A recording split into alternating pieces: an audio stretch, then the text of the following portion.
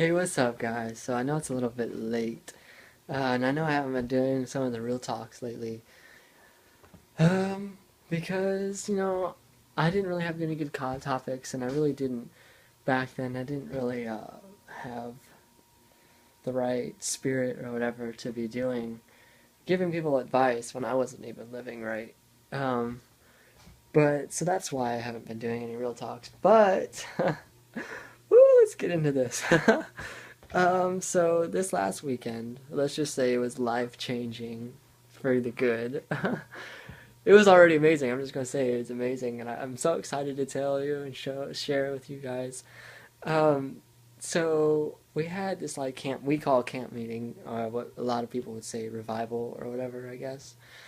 Um, this weekend I couldn't go Friday night because I had to work, but I went Saturday, started Saturday and Sunday, and did Saturday uh, morning, and I went and I experienced things that made me speechless in a good way. Like I just got to see the power of God move on people and stuff, and like I said, I was speechless and it was awesome. And then that Saturday night came, and it was the weirdest thing Saturday night because it was kind of like I was standing. It's like I was watching myself, but I don't know how to explain it. Like I was doing it, but it's like I was standing in front of me, watching and observing, I guess you would say, of how I was. And I was like, as the night went on and stuff, I was like, holy cow, I'm really, really worldly. Like, if you get down to it, I was really worldly. And, it got to a point that it was a scary worldly because I was at a point where I didn't realize that I was so worldly. Sometimes back in my past, I'd be like, wow, whoa, wait, I need to get back, it took it too far and stuff.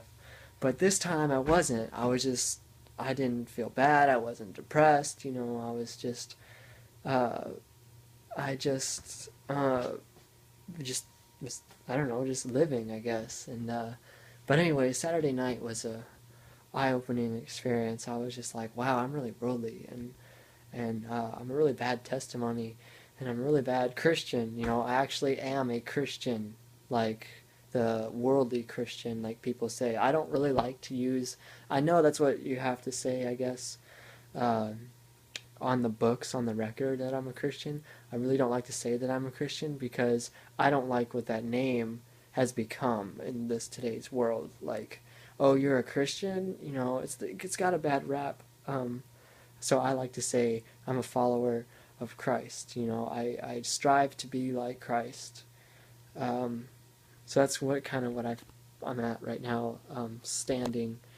That's what I like to say right now. But anyways, I was like, man, I was being a bad testimony to my friends and especially my close friends and stuff. And so I was like, wow. And I kind of thought about it that night, but I kind of just brushed it off. And then Sunday morning, like, I felt like the speaker up there, he did things differently, and I'm so glad that he did. He took an altar call before the preaching, and he was like, I feel like somebody here needs to like do something. I can't remember what he said, but he was like that, and so I was just like, you know what? I'm tired of being worldly.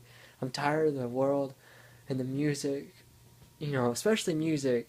Everybody knows if you know me, I listen to music a lot, and it seemed like my playlist. I had about like 2,200 songs, and 99, 90, well, let's say 80% of it was secular music. And it got to the point, skipping ahead just a second, after I got rid of all my secular music, spoilers, uh, I found out, I was like, wow, I still have all this Christian music stuff that I've just kind of pushed off because I didn't realize that the worldly music was taking so much of my time and so much that I didn't realize, hey, I have all this awesome, glorifying, Christian music that I could have been listening to, but no, the secular music had to take precedence because that's what I was allowing to in my life. But anyways, backtrack. I went down and I was like, you know what? I made a decision. I was like, you know what, I'm tired of the world being a part of my life. I'm tired of being a bad example to my friends. I was just tired of it. And so I went down there and I started praying. I started, listening to everything.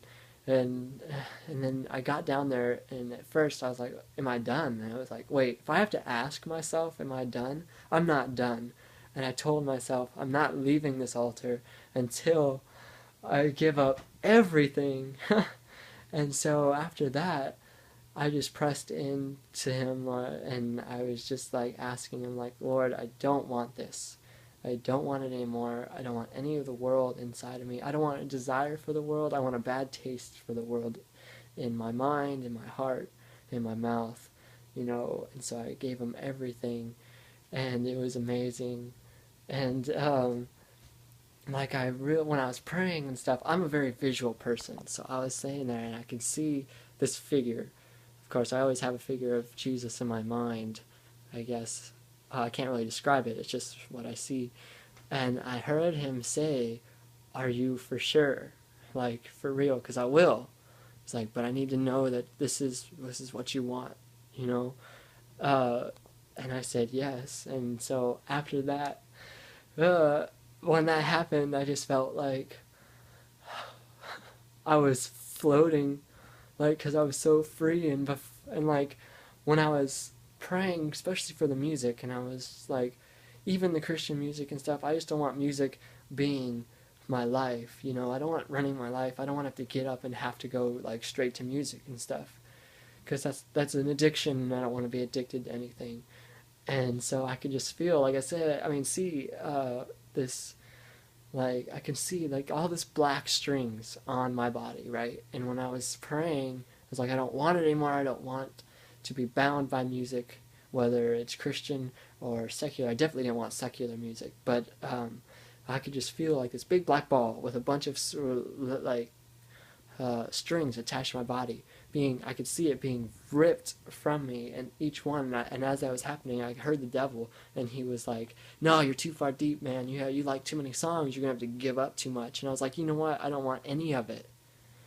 And then I saw all those things release, and like I said, I felt like I was floating. And so, I gave up everything, and I don't regret it at all. Like, I just found out how much that I was consumed by the world and stuff.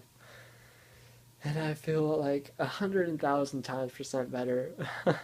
And just like another one that happened today, like I bought a movie Friday night, and it was the horriblest movie ever.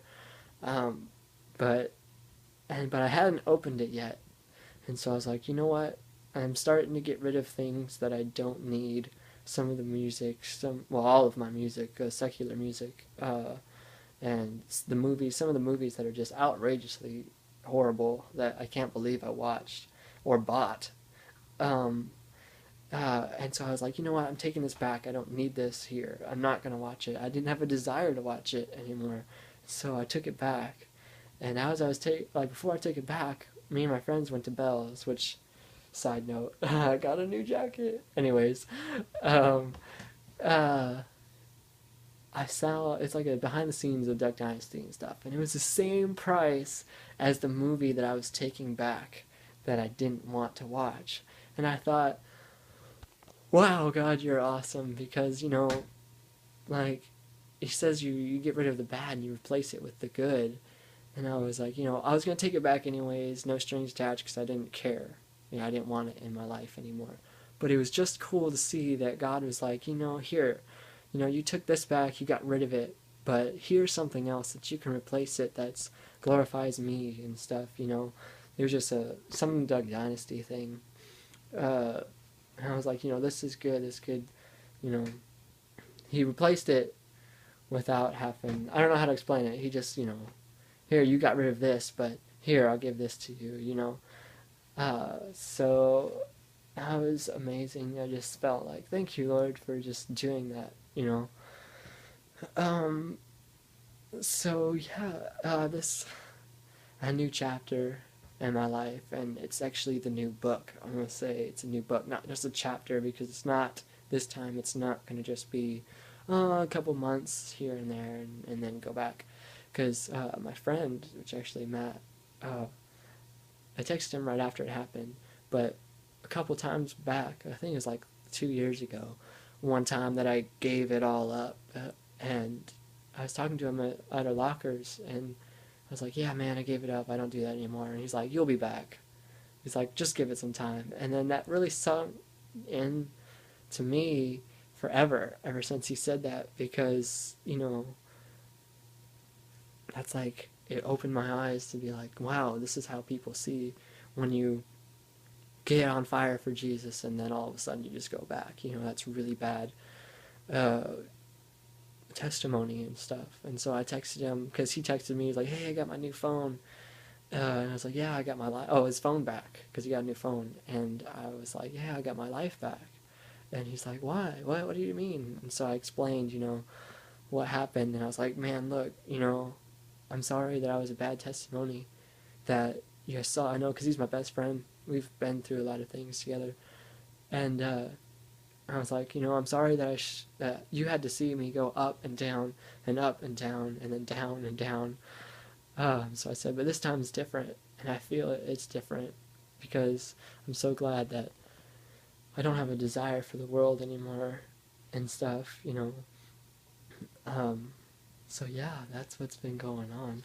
It's not really a real talk. I don't really have a topic. I just wanted to fill you guys in on it. So, yeah, that's all I have for you guys. But just and just the encouragement, like, if you really want God, if you just ask for Him and earnestly seek for Him, like from the bottom of your heart, He'll open Himself up to you and He'll give you that desire. But you have to have the desire, like, for real.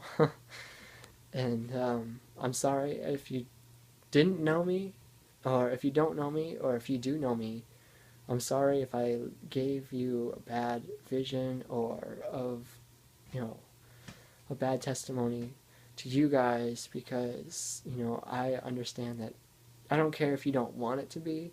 People are watching you, and just to be careful of what you post on Facebook. I've had some experiences with that, some little things, some big things.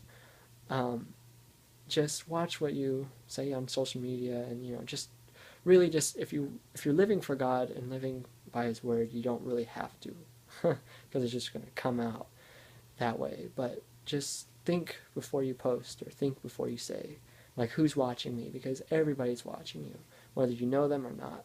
And I'm sorry that I've failed in that department of, being, I'm a Christian, and then posting bad things. So yeah, so I guess that's about it. Sorry, I was just checking to see if my camera was still going. That's about it for this one. I will be posting a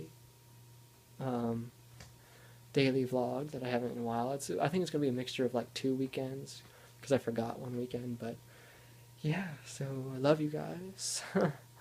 And welcome to the new book.